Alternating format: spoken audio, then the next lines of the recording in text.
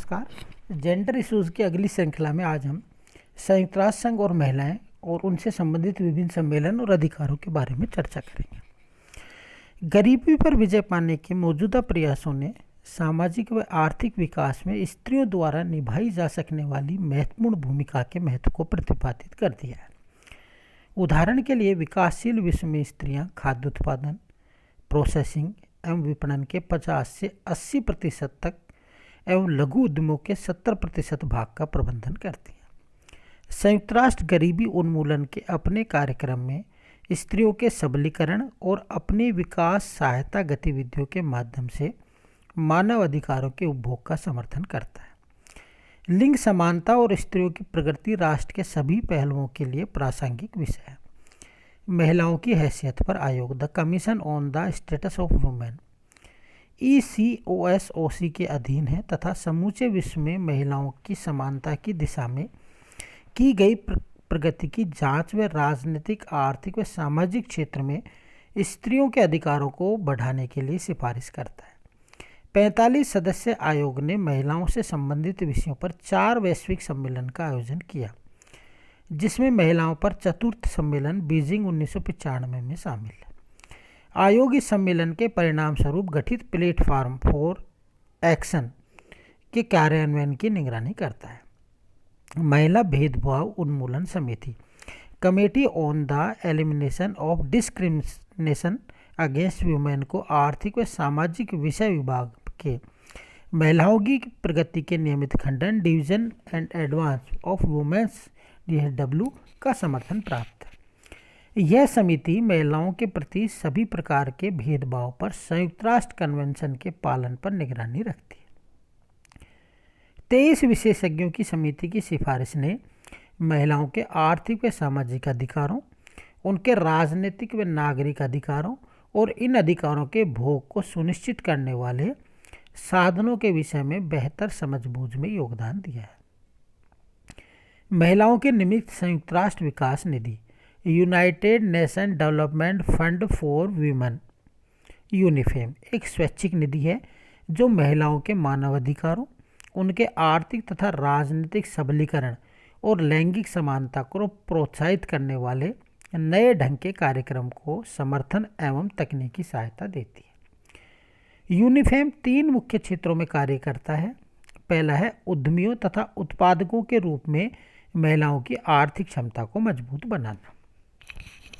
दूसरा है इसके अंतर्गत शासन, नेतृत्व और निर्णय निर्माण प्रक्रिया में महिलाओं की भागीदारी बढ़ाना। तीसरा है विकास को अधिक समानतापूर्ण बनाने के लिए महिलाओं के मानवाधिकारों को बढ़ावा देना।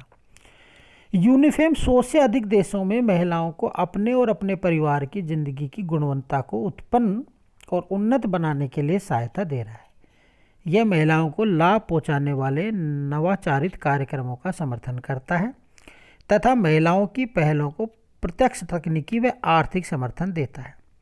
यह महिलाओं को बेहतर आचार व्यवहार और अपने विविध कार्यक्रमों की सफलता या असफलता से सीखे गए पाठों के संबंध में सूचना प्रदान करता है।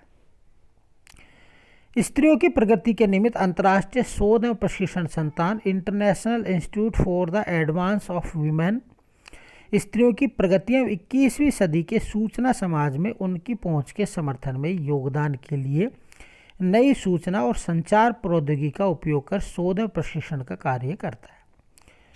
यह समादेश 1999 में उस समय विस्तारित किया गया जब महासभा ने इंस्टा की नई कार्य पद्धति के रूप में लैंगिक जागरूकता सूचना तथा नेटवर्क प्रणाली gender awareness information and networking system की स्थापना की पुष्टि की। गेंस महिलाओं से संबंधित कुछ प्रमुख विश्व सम्मेलन।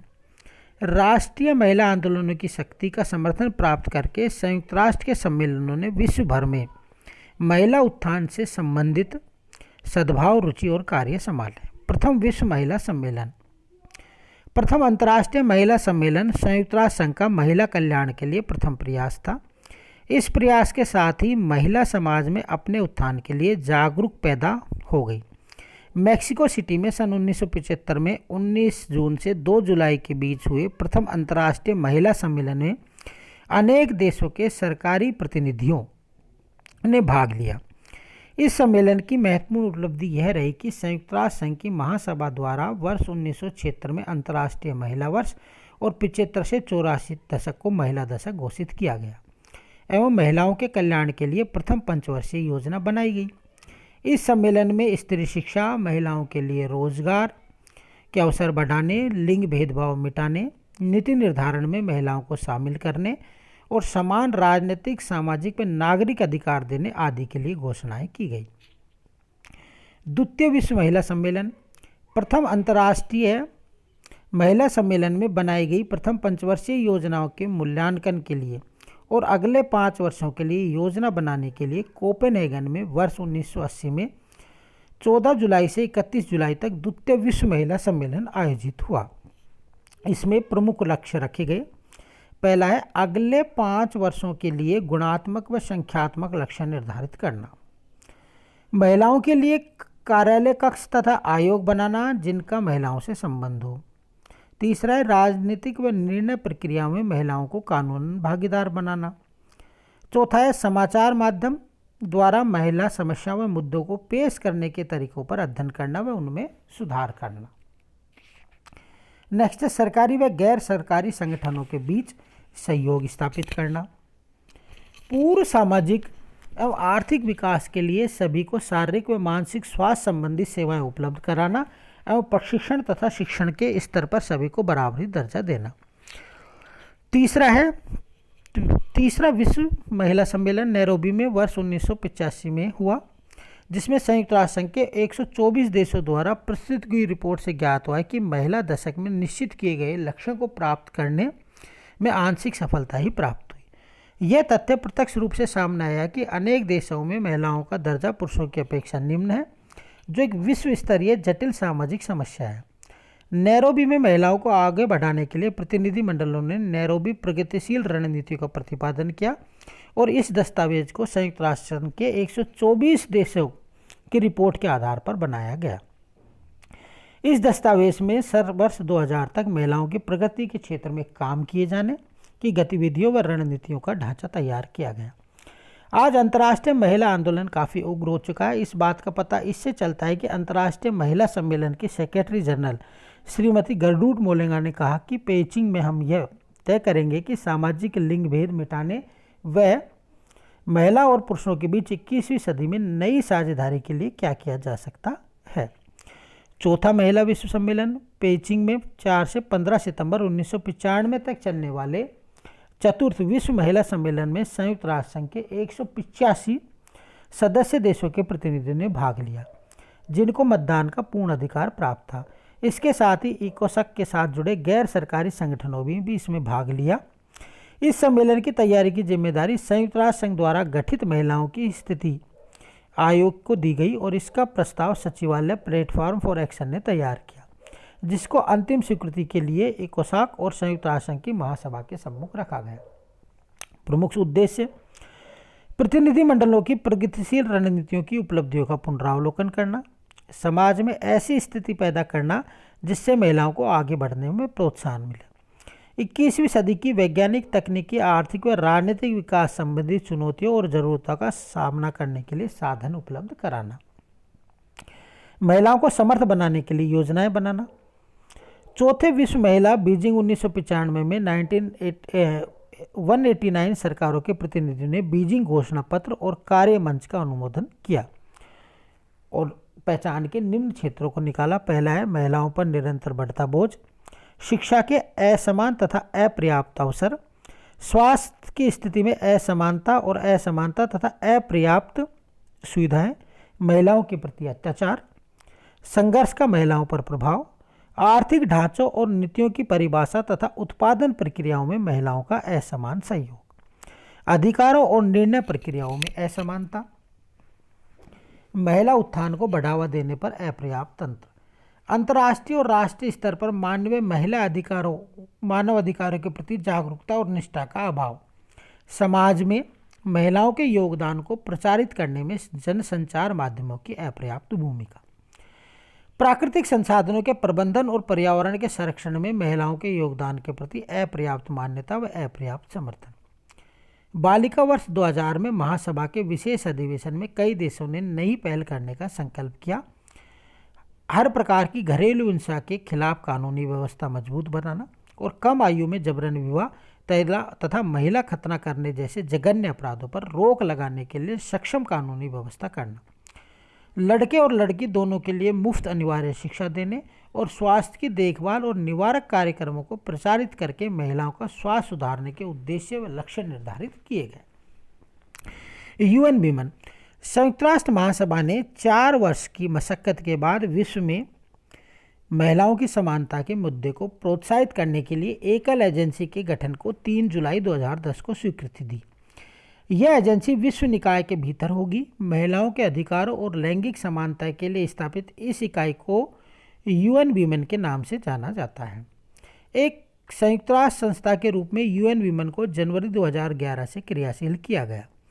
यूएन वीमेन को संयुक्त राष्ट्र संस्था के रूप में स्थापित करने का बजट $50 करोड़ रखा गया। संस्था का मुख्यालय न्यूयॉर्क में रखा गया है। इसे इस प्रकार से विकसित किए जाने का लक्ष्य रखा गया है कि यह वैश्विक, क्षेत्रीय व स्थानीय स्तर पर संपूर्ण महिला जगत की आवाज़ बन सके। संयुक्त राष्ट्र संघ में महिला विकास के क्षेत्र में कार्यरत वर्तमान में संयुक्त राष्ट्र संघ के 4 संगठन UN development for women, division for advancement of women, the office of the special adviser on gender issues और the UN international research and training institute for the advancement of women का नई एजेंसी में विलय कर दिया गया। एक संयुक्त राष्ट्र संस्था के रूप में यूएन वीमेन के निम्नलिखित उद्देश्य हैं। विश्व में महिलाओं और लड़कियों के प्रति होने वाले भेदभाव को मिटाना, महिलाओं का सशक्तिकरण करना, महिलाओं पुरुष को अभिभावक के रूप में समान दर्जा दिलवाना, महिलाओं को विकास, मानवाधिकार, मानवीय कार्यों, सुरक्षा व शांति के क्षेत्र में समान रूप से मदद करना। यूएन वीमेन को संयुक्त राष्ट्र संघ द्वारा निम्नलिखित क्षेत्रों में मुख्य भूमिका दी गई है। पहला, अंतर सरकारी संस्थाओं जैसे commission on the state of women को उनके द्वारा नीति निर्माण, अंतर्राष्ट्रीय मानकों और नियमों के संबंध में सभी प्रकार का सहयोग प्रदान करना। सदस्य राष्ट्रों को अंतर्राष्ट्रीय मानकों के क्रियान्वयन में मदद करना और सदस्य राज्य को तकनीकी व हर संभव वित्तीय सहायता करना। संयुक्त राष्ट्र संस्था के रूप में संयुक्त राष्ट्र संघ के लिंग समानता के सिद्धांतों के विरुद्ध या प्रति वचनबद्धता को पूर्ण करना तथा संगठन की पूर्ण व्यवस्था व प्रक्रियाओं पर निगरानी रखना। वर्ष 2011 में यूएन वीमेन में भारत को सदस्य बनाया गया और यूएन वीमेन द्वारा प्रतिवर्ष 8 मार्च को अंतर्राष्ट्रीय महिला दिवस के रूप में मनाया जाता है। 8 मार्च 2011 को यह दिवस अंतर्राष्ट्रीय महिला दिवस की 100वीं वर्षगांठ के रूप में मनाया गया। इसमें प्रथम बार ऑस्ट्रिया, डेनमार्क, जर्मनी व स्विट्जरलैंड द्वारा 19 मार्च 2011 को मनाया गया। अब हम देखेंगे वैश्विक लैंगिक अंतराल सूचकांक 2017। सूचकांक इंडेक्स वैश्विक लैंगिक अंतराल सूचकांक ग्लोबल जेंडर गैप इंडेक्स लैंगिक समानता को मापने के लिए बनाया गया सूचकांक है, जो विश्व आर्थिक मंच द्वारा वर्ष 2006 से प्रत्येक वर्ष जारी किया जाता रहा है। उद्देश्य है कि विभिन्न व्यावसायिक, राजनीतिक, शैक्षणिक एवं अन्य वैश्विक हस्तियों को एक मंच पर एक साथ लाकर वैश्विक व्यवस्था में सुधार। सूचकांक 4 क्षेत्रों में लैंगिक अंतराल परीक्षण के आधार पर जारी किया जाता है। सबसे पहला है आर्थिक भागीदारी एवं अवसर, दूसरा है शैक्षणिक उपलब्धियां, तीसरा है स्वास्थ्य व उत्तरजीविता और चौथा है राजनीतिक सशक्तिकरण। यह सूचकांक 0 से 1 के स्कोर के मध्य विस्तारित है, जिसमें 0 का अर्थ पूर्ण लैंगिक असमानता तथा 1 वर्ष का अर्थ है पूर्ण लैंगिक समानता। वैश्विक लैंगिक अंतराल सूचकांक 2007 में भी विगत वर्ष की भांति कुल 144 देशों को शामिल किया गया। वैश्विक लैंगिक अंतराल सूचकांक 2017 में शीर्ष 5 देश हैं। सबसे पहले पर है आइसलैंड, दूसरे पर है नॉर्वे, तीसरे पर है फिनलैंड, चौथे पर है रवांडा और 5वां है स्वीडन। इस सूची में शीर्ष 3 स्थानों पर नॉर्डिक देश हैं, जहाँ आइसलैंड लगातार 9 वर्षों से इस सूची में शीर्ष पर बना हुआ है। वैश्विक लैंगिक अंतराल 2017 में अंतिम 5 देश हैं। 144वां यमन, 43वां पाकिस्तान, 142वां सीरिया, 141वां चाड और 140वां ईरान। ब्रिक्स देशों की स्थिति है 19वां है दक्षिण अफ्रीका, 71वां है रूसी संघ, 90 है ब्राज़ील, 100वां चीन और 108वां भारत। यानी कि भारत की स्थिति भी विशेष अच्छी नहीं है। ब्रिक्स देशों में सबसे अधिक गिरावट 21 स्थानों की भारत की रैंकिंग में हुई है, जिससे ये ब्रिक्स देशों में सबसे निचले स्थान पर है, जबकि विगत वर्ष भारत की रैंकिंग में सबसे अधिक सुधार हुआ 21 स्थानों का। ब्रिक्स समूह के सभी देशों की रैंकिंग में गिरावट हुई, लेकिन सबसे अधिक गिरावट भारत की रैंकिंग में 21 अंकों की हुई है। भारत की स्थिति, कुल 144 देशों के इस सूचकांक में इस वर्ष भारत का स्थान 108वां है, जबकि गत वर्ष की सूची में इसका स्थान 87वां था। भारत एक बार पुनः वर्ष 2015 की रैंकिंग पर पहुंच गया है और वर्ष 2015 की वैश्विक लैंगिक अंतराल सूचकांक 2015 में भारत की रैंकिंग 108वीं थी। पहला, आर्थिक भागीदारी व अवसर, स्वास्थ्य व उत्तरजीविता, शैक्षणिक उपलब्धियां और राजनीतिक सशक्तिकरण। भारत केवल स्वास्थ्य व उत्तरजीविता के क्षेत्र में वर्ष 2016 की तुलना में वर्ष 2017 में सुधार किया है, जबकि आर्थिक भागीदारी व अन्य अवसर, शैक्षणिक उपलब्धियां तथा राजनीतिक सशक्तिकरण के गत वर्ष की तुलना में गिरावट आई। भारत की रैंकिंग में ये कमी मुख्य रूप से अर्थव्यवस्थाओं में महिलाओं की कम भागीदारी और कम मजदूरी के कारण हुआ है। सूचकांक के आधार पर भारत में कामकाजी महिलाओं में 65.6% महिलाएं अवैतनिक कार्य करती हैं, जो पुरुषों की तुलना में काफ़ी है। पुरुषों में यह आंकड़ा 11.7% ही है। चीन में अवैतनिक कार्य करने वाली महिलाओं की संख्या 44.6% है, जबकि पुरुषों का आंकड़ा 18.9% है। विकसित देशों में ब्रिटेन को इस सूची में 15वां स्थान मिला। ब्रिटेन में महिलाओं के कामकाज का 56.7% अवैतनिक है, जबकि पुरुषों का 32.1% है। अमेरिका में अवैतनिक कार्य करने वाले पुरुषों का आंकड़ा 31.5%, जबकि महिलाओं का यह आंकड़ा 50% है। वैश्विक स्तर पर 68% महिलाएं पुरुष असमानता समाप्त हुई है। Thank you.